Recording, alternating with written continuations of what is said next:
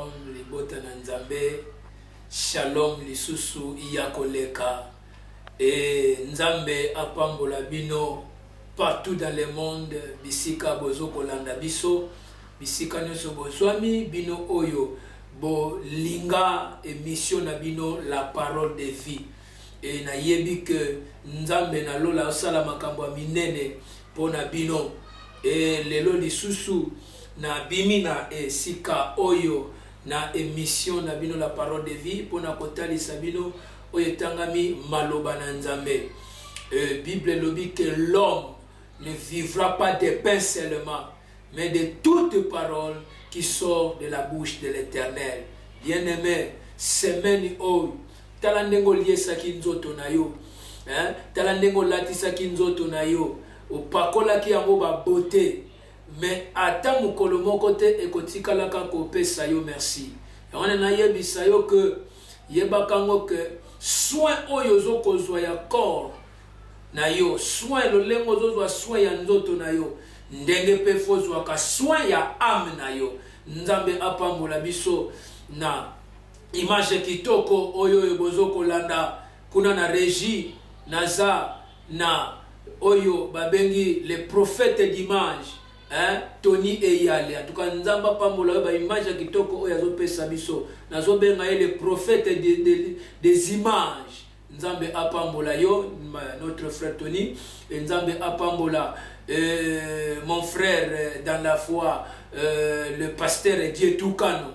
Nzambe apambola yo, et nzambe apambola église les chemins vers Jésus-Christ na Kingasani oyezo kambama epai ya pasteur Dieu Tukano bino nyonso nzambe apambola bino, et nzambe apambola mepok mobimba la communauté, nzambe apambola biso. Lelo nalingi tolobela mama na likambo na biso oyo etangami si les eaux eza mai, les eaux.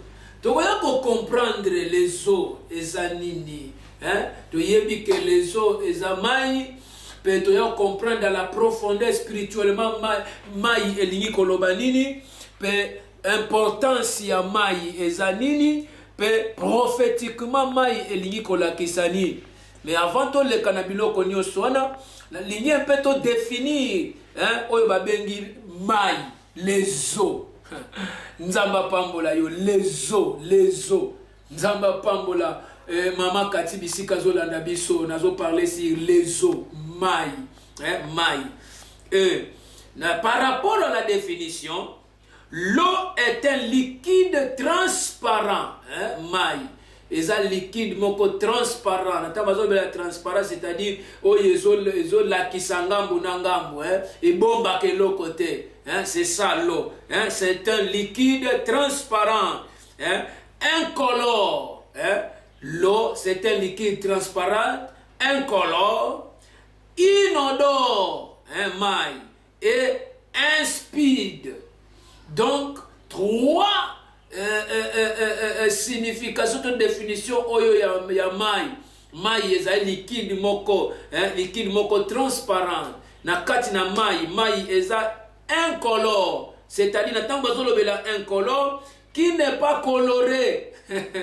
C'est ça, incolore qui n'est pas coloré. Mai ba colora yango te. Mai eza transparent, eza transparent. Na tango bazolobaka inodore, c'est-à-dire mai, on attend bazoba inodore qui est sans odeur, mai sans odeur, et on va le non l'eau, les ali inodore, on attend bazolobela insipide, insipide sans saveur, sans goût, et la mai vous on a goûté. Donc c'est ça la définition de l'eau, de l'eau. C'est un liquide transparent, incolore, inodore et inspide à l'état pire, mai.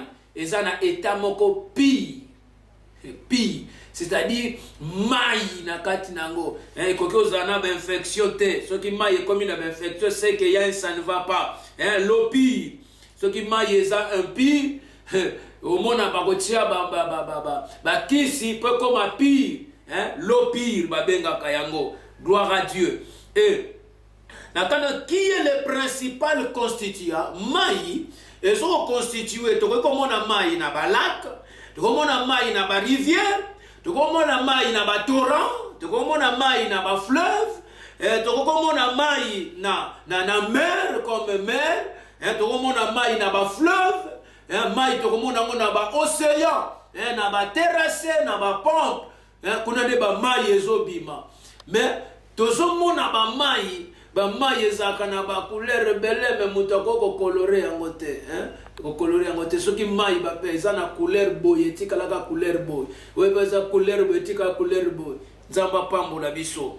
Et nous voulons dire que la vie de l'homme dépend complètement de l'eau. La vie de l'homme dépend de l'eau. Bon moya mutu ezo dépendre na mai. C'est-à-dire mai ezo ko jouer un grand rôle na vie ya mutu. Un grand rôle na ba famille, un grand rôle na bandaku, un grand rôle na pays, na quartier, na kati ya ba société, ba société mai ejuaka un grand rôle na vie ya mutu, na kati nango na vie ya mutu. Et na kati ya complètement na tango ezo jouer rôle puisque nous avons. Pourquoi nous jouer rôle? Parce que nous avons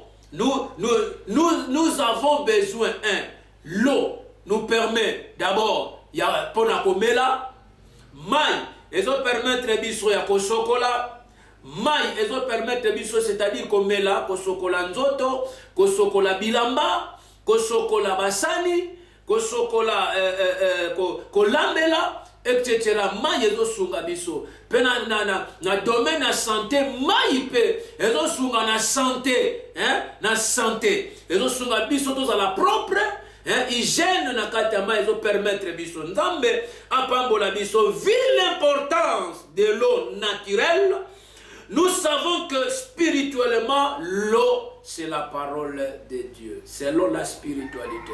Mais nous allons découvrir ensemble avec vous prophétiquement, qu'est-ce que signifie les eaux, Et sans plus tarder, je voudrais dire à quelqu'un qui est en train de me suivre, que Dieu vous bénisse là où vous êtes partout dans le monde. Toujours parler ici, les eaux. Naturellement, et selon les sciences de ce monde, l'eau est un organe, de la vie. Sans elle, la vie est impossible. La vie est impossible. L'eau, nous voulons dire, naturellement et selon les sciences de ce monde, l'eau est un organe de vie. Sans l'eau, sans elle, la vie est impossible. Mai na vie à mutezo jouer rôle. Mai. Yamana bien aimé. Spirituellement mai, prophétiquement mai ils ont symbolisé biloko belé. Mai. Et sengali toyeba bien aimé dans le Seigneur. Na tangu mutozo belo yo rabazongi se mai esili. L'eau. J'ai plus de 6 significations sur l'eau.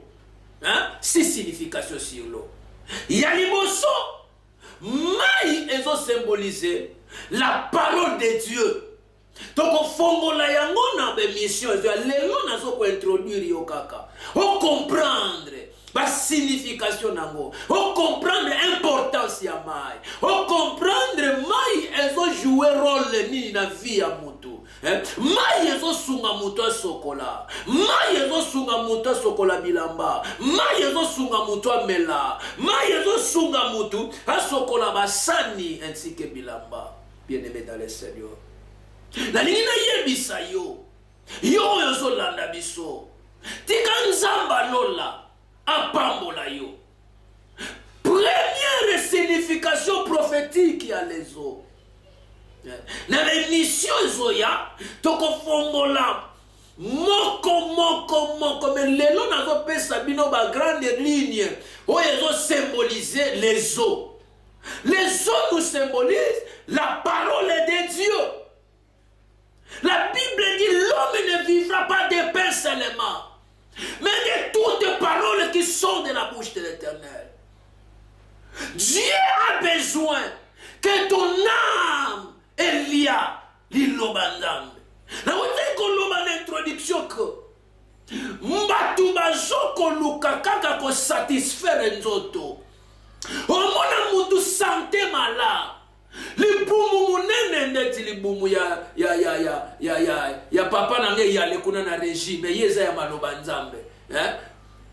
Tala libumu mais otali spirituellement amna yeliaka te. Mais physiquement azotia mabote na kati ya nzoto, azoliesa nzoto na lobi te ke koliesa mabe, komeleza mabe na lobi yango te.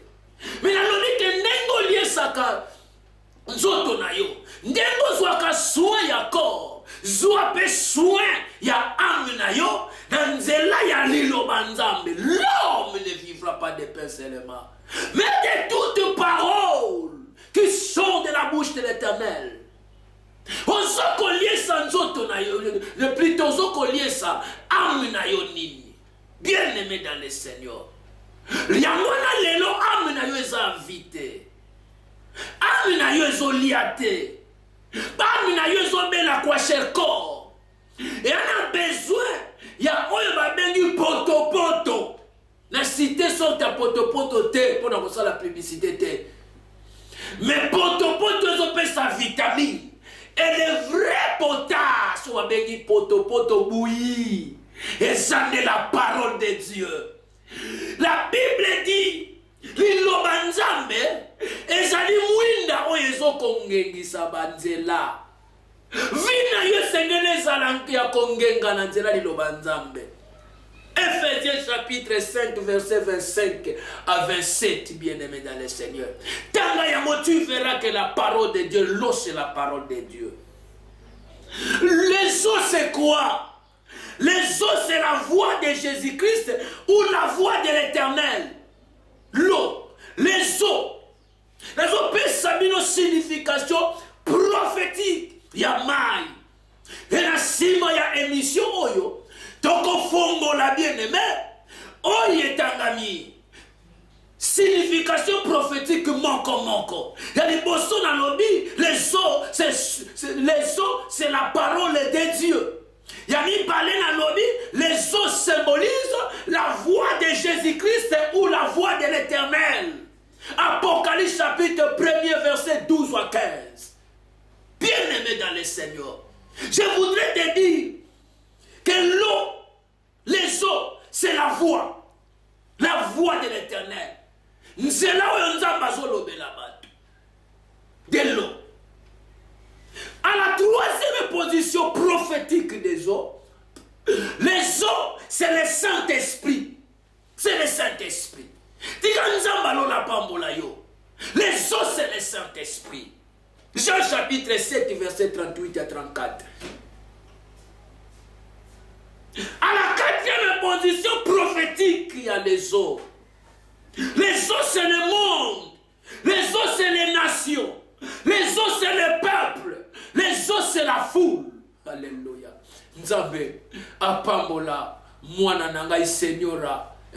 Mwana nangai senyora epakola mina nzambe zali kona ye. Nzamba soutenir ye bisika zali. Bolama nzambe lata ye. Nzamba pambola mon épouse. Charlie Kinkela. Azo comprendre makambo yo. Que non. Esengeli na ye kokota na dimension ya losambo peko. Yeba koyoka maloba nzambe. Bien-aimé dans le Seigneur.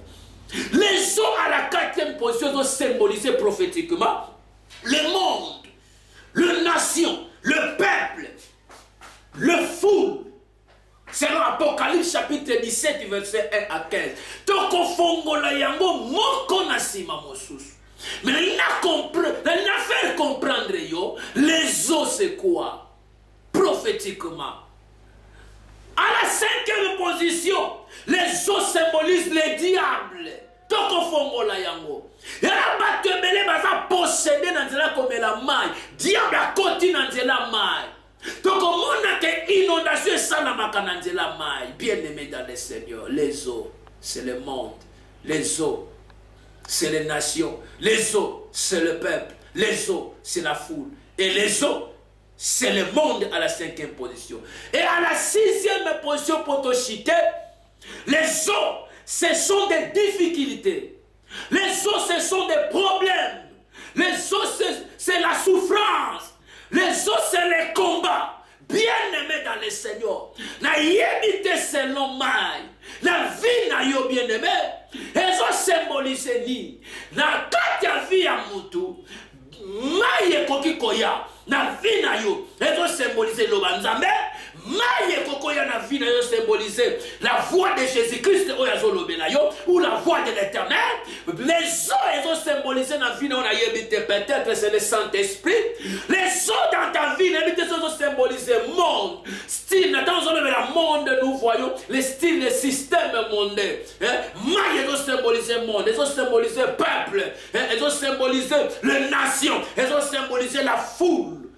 Bien-aimé, na yebite na monga oyo, la kati ya vie na yo, mai ezo symbolise nini? À la 6e position na lobi que mai ezo symbolise les difficultés. Mai ezo symbolise oyo babengi les problèmes. Mai ezo symbolise les souffrances au pluriel, les souffrances, bien-aimé dans le Seigneur. Psaume chapitre 64 verset 1 à 2. Nous allons découvrir, bien-aimé dans le Seigneur, na yebisi yo oyetanga mimai na kata vina yo omitala na kata ba symbole oyo prophétique na expliquer aussi mai ya yo ezoko retrouver wa ce que ça difficulté bien-aimé dans le Seigneur moya ko sa sortir ezali tika nzamba lona apambola yo na moment oyo ya kitoko oyo partager na liloba eza introduction na yebike na ba émission ezoya toko fongola moko na sima mosusu nazo pambola nzambe na yo oyo landa kibiso nazo pambola nzambe kuna na régie oyo babengi papa na biso eyale nazo pesa nzambe merci nzamba pambola bana nanga nyonso ya molimo bisika bozali nzamba pambola bino nzamba pambola église les chemins vers Jésus-Christ na Kingasani nzambe apambola communauté mepoke nzambe apambola bana nyonso ezala bana biologique ezala bana oyo babengi bana spirituel et nzamba pambola bino na kombo na Yesu Kristo. Amen.